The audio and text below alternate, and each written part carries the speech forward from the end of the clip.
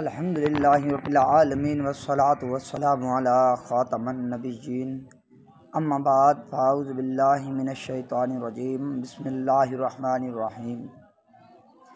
फरमान मुस्तफ़ा सल्लल्लाहु ताला अलैहि वालिहि वसल्लम, माह रमज़ान में जो किसी रोज़ादार को रोज़ा अफ्तार करवाएगा तो वो उसके गुनाहों की मग़फ़िरत का बाइस होगा और उसकी गर्दन जहन्नम की आग से आज़ाद कर दी जाएगी। उसे उस रोज़ादार के बराबर सवाब मिलेगा और रोज़ादार के सवाब में भी कमी न होगी। सल्लु अलल हबीब सल्लल्लाहु